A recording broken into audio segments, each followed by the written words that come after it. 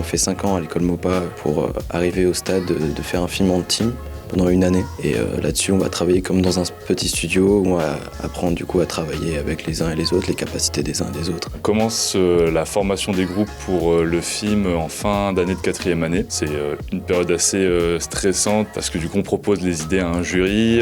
C'est un petit peu le climax de la formation dans l'école où on va enfin former le groupe avec des gens avec qui on va travailler pendant 1 an. Du coup, on forme les groupes, on réfléchit peut-être pendant 2-3 semaines sur l'idée et après, on a les vacances d'été qui nous permettent un petit peu de réfléchir sur le projet. On a la pré-prod du coup qui commence directement en septembre. Écriture du film, concept art, storyboard et après on enchaîne après les vacances de Noël où on commence la prod, modéliser les personnages, création des rigs, décor, layout, jusqu'à la fin d'année où on est censé restituer du coup le film dans son entièreté. L'histoire de notre film, c'est un personnage qui s'appelle Karim, qui travaille en tant que mascotte dans un sushi, dans une ville qui ressemble à Toronto, voilà. Et il va découvrir que c'est la fin du monde, il y a une météorite qui va lui tomber dessus, et il n'aura pas de demain. Du coup, sur un élan de panique, il se dit il faut que je puisse dire au revoir à la personne que j'aime le plus avant que tout se termine. Il va traverser toute la ville, toute l'apocalypse, coincé dans son costume de mascotte pour retrouver la personne qu'il aime et lui dire au revoir avant de mourir.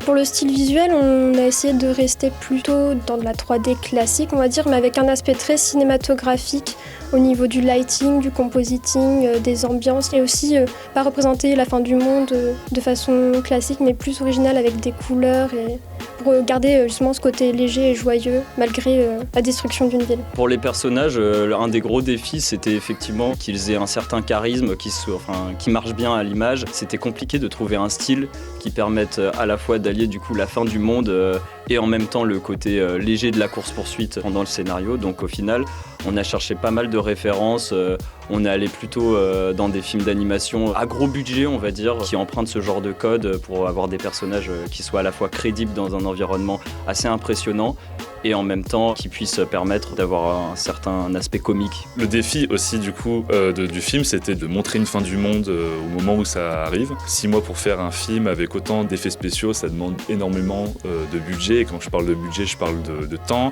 de ressources. Ça reste un film étudiant, du coup on a dû un petit peu se creuser la tête. C'est ça qui est assez intéressant, c'est qu'au storyboard par exemple, on a essayé avec Astrid de montrer le plus de choses sans les présenter à l'image, du coup en disant que là on va jouer sur la lumière, le son, comment on va cadrer tel plan pour essayer du coup de montrer un tout petit peu de ce que tu es censé voir dans la vraie vie. C'est un casse-tête que tu essayes de résoudre en te disant bon bah là on fait ça pour que ça soit le plus agréable plus tard pendant la prod. Le plus gros défi technique, ça a été d'allier Houdini et Maya concernant les rendus, parce que au final il y a énormément d'effets spéciaux dans le film. Comme la plupart du groupe travaille sur un seul et même logiciel, il fallait que les effets spéciaux qui sont faits sur un autre logiciel puissent parfaitement se combiner avec ceux du premier. Grâce à MOPA, j'ai eu du coup la chance de pouvoir raconter des histoires. Ce qui est le plus important pour moi est de m'apporter un savoir en 3D, en technique. Et ça va même au-delà de l'enseignement, c'est tout ceci le partage et le soutien entre les élèves. La formation à MOPA, elle m'a apporté le fait d'être dans un cadre avec des gens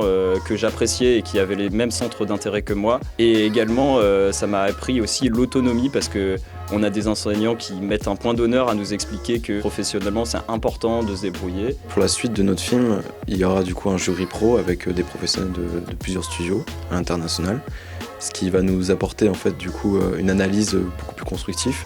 Et forcément ça va nous faire une carte de visite aussi pour ces studios-là et pour tous les autres studios. Le fait que ça aille en festival, ça va être montré dans un public déjà de professionnels, mais ensuite dans un public plus large. L'intérêt de faire des films, pour moi, c'est de pouvoir le montrer au plus de personnes et que ça touche le plus de personnes en soi. Quand le public va voir le film, j'aimerais qu'il réalise qu'on va tous mourir un jour et de pas attendre le dernier moment pour se rendre compte de ce qui compte vraiment pour nous.